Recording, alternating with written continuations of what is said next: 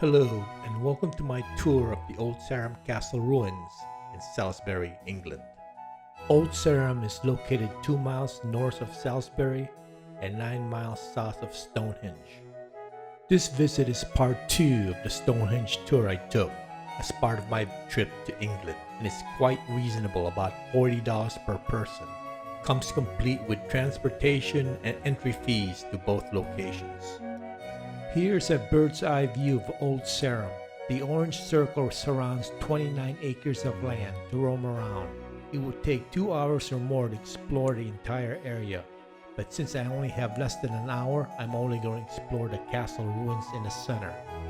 The tour bus dropped me off here, and the red circle is where I'm entering now.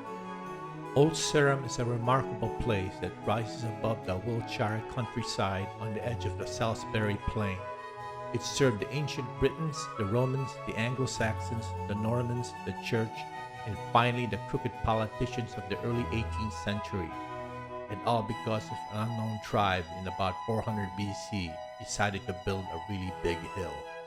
Old Sarum was originally an Iron Age hill fort, strategically placed on the conjunction of two trade routes and the River Avon. The hill fort is broadly oval in shape, 400 meters, 1,300 feet in length, and 360 meters, 1,180 feet in width. It consists of a double bank and intermediate ditch with an entrance on the eastern side. The site was used by the Romans, becoming the town of Sorvodinum. The Saxons used the site as a stronghold against marauding Vikings, and the Normans built a stone curtain wall around the Iron Age perimeter and a century-placed castle on a mound protected by a deep dry moat. A royal palace was built within the castle for King Henry I, and he was later used by English monarchs. A Norman cathedral and bishop's residence were built at the western end of the town.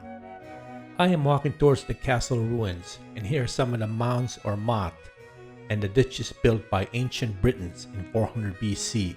Before the Romans took over the site in 43 AD.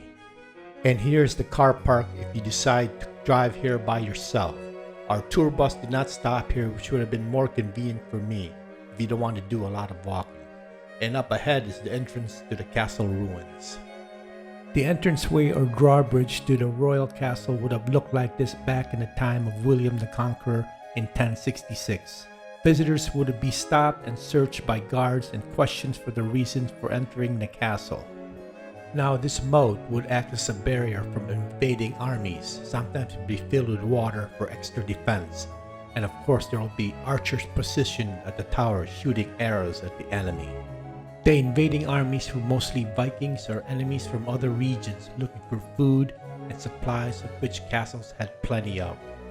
A few more steps and I will be inside Old Sarum, and I picture myself being back when this castle was in full operation.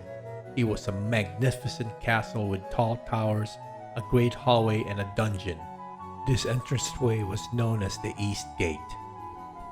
Now these rooms to the right would have been used as shelter or offices for the guards or other castle officials, where visitors would conduct business before they met with the king. This is where you pay for admission. I'm going to just pass through since I already paid. Now, I am not sure what these rooms were used for. It could be a kitchen or dining area, or it could be shelter or a meeting place for non-royalty castle inhabitants. This was the altar of St. Margaret's Chapel, which was used by the servants and garrison of the castle. A larger, more lavish chapel, St. Nicholas, which was above this one, was used by the royal family while they were in residence. Many kings resided here, most notably William the Conqueror. This is where he collected tax records for the Doomsday Book. And King Henry II. His wife was imprisoned here for trying to overthrow him. I am walking towards the inner bailey of the castle, which is the main courtyard. Soldiers, residents, animals, all mingled here like a bustling small town. The structure on the left was the Great Tower where King Henry II lived. Now I'm going up this hill towards what was once the royal palace, where most of the kings lived. Right here would have been the entrance to the palace and the royal chapel. And up here would have been the upper bailey, which was only used by the royal subjects and their guests. Here's an illustration of what the royal palace would have looked like back then. Now behind that historic marker were the foundations for the royal palace, and that front space would have been the great hall where visitors would greet the king and his officials. There would have been a raised platform where the royal subjects sat for the formal greeting. Everyone else had to stand. This would be the front yard of the palace, and I would imagine that there would have been a garden or fountain here for the royals to admire. And outside of this long collapsed walls, out there in the field once stood the first Salisbury Cathedral, completed in 1092. This is where King William I received the Doomsday Book. Here's an illustration of what the cathedral looked like back then.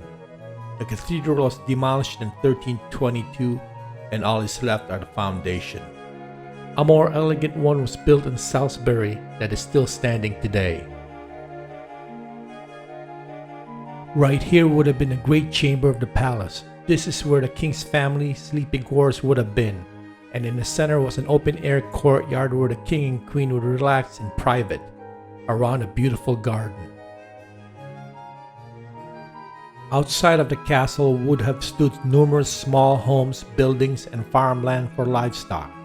As small as Old Sarum was, it was a functioning town. And these two vats were used to store human waste. From what I understand, there was a tower standing here that contained rooms for toilets as seen in these illustrations. The king would do his business while a servant stood by holding strips of cloth for toilet paper. The waste fell into these deep pits filled with straw and bark chippings to hide the smell. While the king was away, a servant would be lowered down these pits to dig up the poop, and he was the highest paid servant in the castle. This area would have been the king's private suite. Keep in mind that the royal palace was a 3-story building, and where I'm standing would have been the first floor. And now I'm walking around what is left of the Great Tower, which was one of the first structures in the castle. This is where the early kings of Old Sarum resided. The Great Tower lacked adequate space, so the royal palace was built in 1120 to replace it. Between 1173 and 1179, Henry II's queen was kept under house arrest at the Great Tower for having incited her sons to rebel against their father. I am standing on the inner bailey in the southern part of the castle. The royal palace stood right there in front, and to my right was the bakehouse, which was built in the 13th century and was one of the last additions to Old Sarum. I want to conclude the tour of Old Sarum by walking of what would have been the castle walls. It is very beautiful here, and I wish I had more time to explore. I hope you enjoyed my guided tour of Old Sarum, and I will show you more of England on my next video. Thanks for watching.